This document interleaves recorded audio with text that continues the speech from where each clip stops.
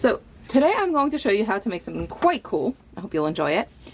We're going to use these placemats. They are simple placemats to make a matzah cover for the Passover Seder.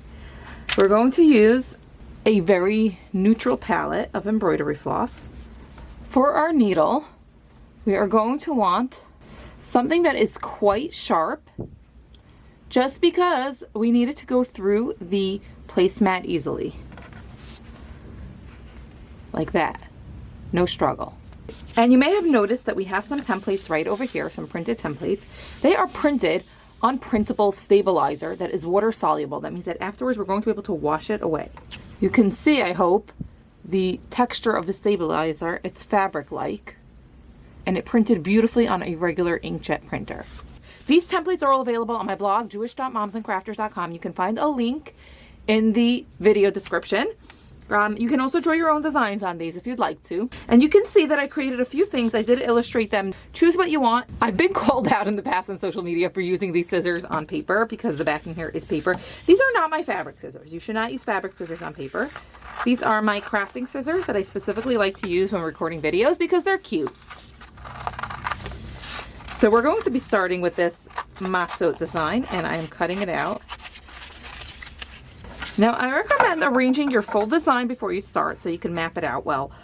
The truth is, I like things simpler, so I would just go with that. Here, you see, this is a bit of an issue. I definitely would iron it first, but I'm already recording, so let's just do this. All right, if you're having a little bit of trouble starting that, we're going to score this on the back. I hope I don't cut through. And let's see if that worked. I didn't go too hard there. I just went gentle, and it is perfect. Alrighty. Oh, nope, I did go through, but on something like this, it does not matter very much. And you can see that it is quite translucent. And we have even a beautiful fold line marker to center it. And we are going to, carefully making sure not to split the design, working from the center. I always recommend sticking things down from the center. And we're going to spread that out. So now we have our template directly on our matzah cover. How beautiful is that? We have our threaded needle. There's actually an accidental knot in the middle, and I'm going to have trouble working with that, so I'm just going to trim off the thread there instead of knotting it. We're going to pick a starting point. Now, there are many different stitches you could use. It's pretty open. You could really just choose your own stitch, whichever you prefer. We are going to be doing, as a thicker stitch for the outline, we're going to be doing a split stitch. So to do that, it's very, very simple. We're using only beginner level simple stitches here. We're going to follow my line, and as the name describes, we're going to first make a starting stitch, and then we are going to come up. We're going to come up in the middle of the stitch and make the next stitch. And so you continue throughout the whole thing. I will say that this material, this base material that I'm working on, is not the easiest to embroider. It really was the best I could find for something like this. And if you want something easier, your best bet would be to just sew your own thing and then sort of glue them back to back so that you also will not have the mess on the back. Because now we're going to have a mess on the back. So if you glue it back to back or sew it back to back and you're creating your own, that would be easier. But I wanted to design this craft as something that could be done in the classroom, and that's very doable, so I wanted a pre-made blank. So there we go. So we're coming back up in the middle. And we're going to continue this way around the whole letter mem that starts off the word matzah.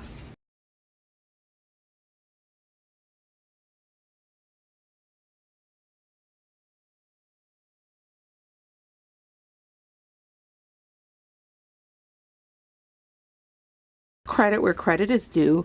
This craft was inspired by a project that I myself did when I was in, I believe, elementary school. It might have been middle school. We got a pre-made embroidery kit to do matzah covers. We have to bring, I don't know, like $10 to school to do the project.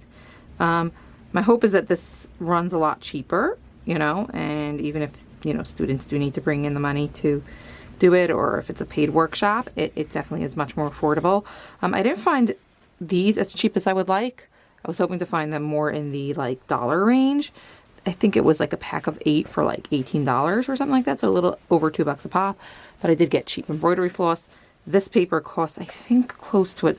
I found one actually that came about 50 cents a sheet, so I'm testing that one for you, and obviously I will link it, but it could be it was a new listing that will go up in price, so I don't want to promise anything. And so I wanted to, sort of make a modern version of it. Like, it was a project that we took home, we worked on over time, and my parents, I believe, still have it, unless they actually gave it to me recently to take home. They did that with a lot of things. So you could see that we're making a nice thick embroidery stitch there. And it is honestly quite easy to learn. You're teaching kids the easy stitches now. Or you yourself are doing whatever you'd like, because this is a fabulous craft for grown-ups, and I personally cannot wait to use it.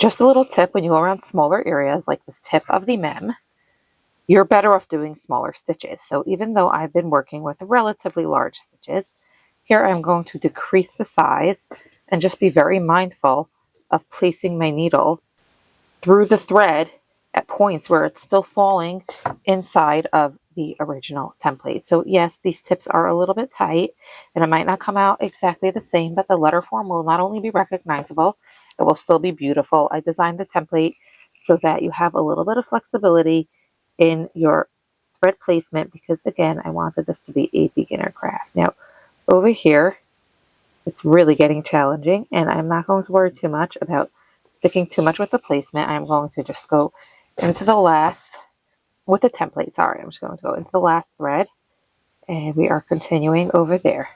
And then I should be back again in an easier zone. And you can see I'm going to have that issue again over here. Over here it's smoother. Over here it's a little bit tighter. And over here I'm just connecting to the beginning. So those are going to come up as we go along.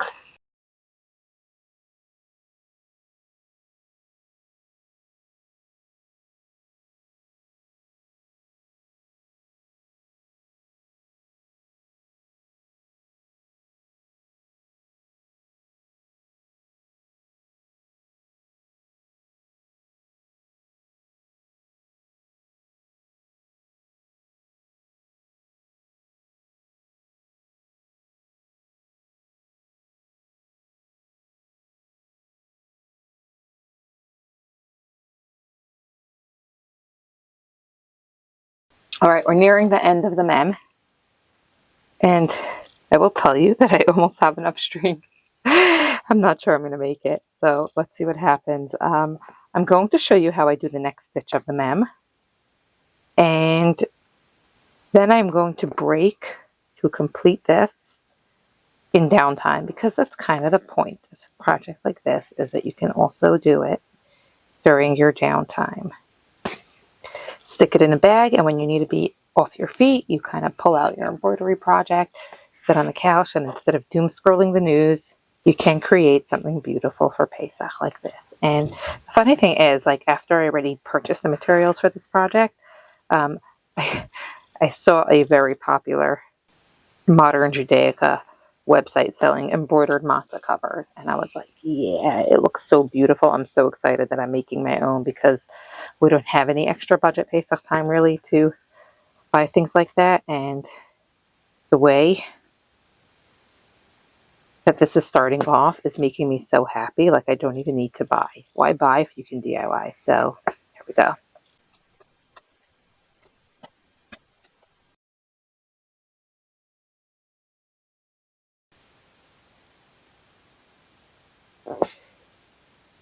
Alrighty, yay, we did it. I did not think I would have enough thread. So look how beautiful that outline is. You do not have to do the inside if you're trying to do it simpler.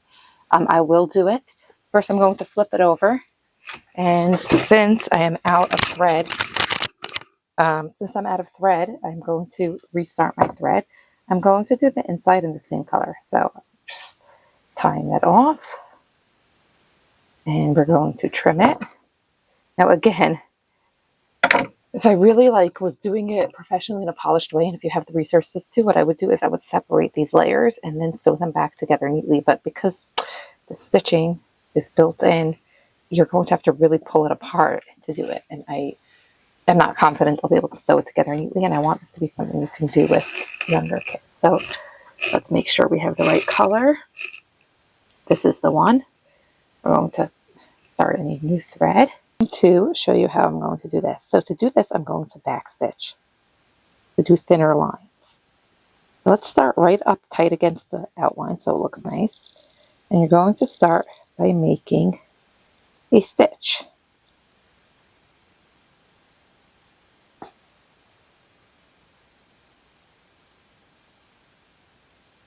Then you're going to bring your needle up a stitch's distance away from the first stitch.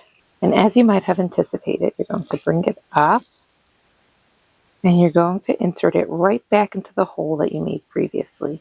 And this way you're going to be making a smaller, a thinner stitch. So you go that there. And you're just going to follow that line.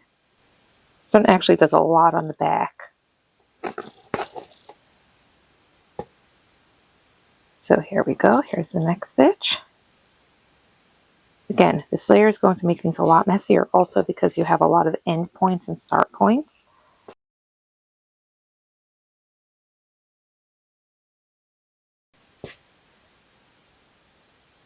And there you go. So we're going to continue doing that on all of our internal patterns. And this one, you might, again, need to go a little bit smaller when you get to all the curve points. You know, and generally speaking, it's always a balance, you know, how big to make your stitches. You don't want to make them so big that they feel loose. You don't want to make them so small that it's tedious and honestly not even so pretty anymore. So you want to find that balance with each stitch.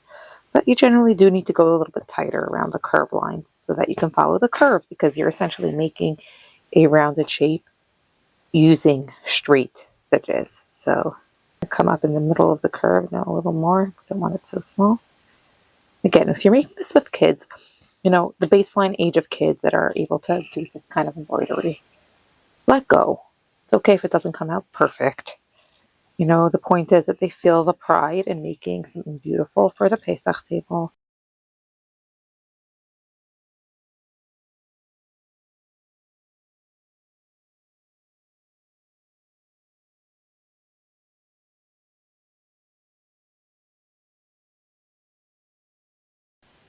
And over here, if you find that it's a little too tight, definitely go off script a little bit. That is what I'm doing. I really should have made that a little smaller, but it might start looking a little squarish, but I think it'll be nice. Really, I could end it there, but we will do one final stitch over there and back through.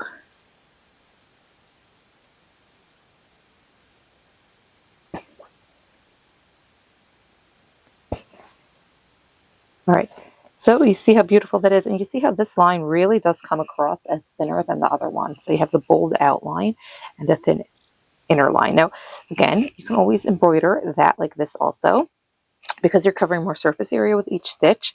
It does go a little bit faster, but I really like it like this. There's a little bit of contrast just from a design perspective. You always want to have a little bit of contrast, and I'm very happy with how this is coming out, especially after all the experimentation that this project required. And we're going to do this, keep on doing this with all of the swirly whirls.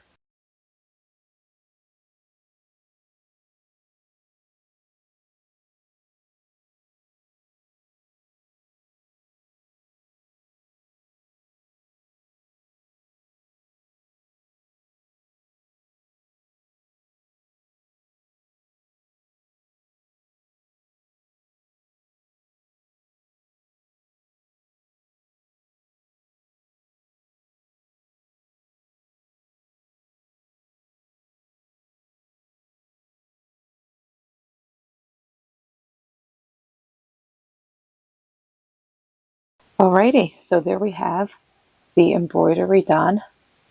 We're going to flip it over again and tie it off. I won't show you that because I don't want to bore you too much. And I'm going to take this off camera and finish it in my own time. And then I'll show you the process of removing this. So just so you see when you have a sharp turn like that, over there, you can backstitch that first one. That way you don't have to do the sharp turn. So if you go like that, and then you go, and you could still go back into it. Now, I was actually backstitching some of these, but still split stitching them by mistake, just because it's called muscle memory. I just got used to the backstitching over there. And now I'm going to continue as I was split stitching in a forward motion. So I hope you caught what I did there. I just back stitched the first one so I could get sharper around that turn.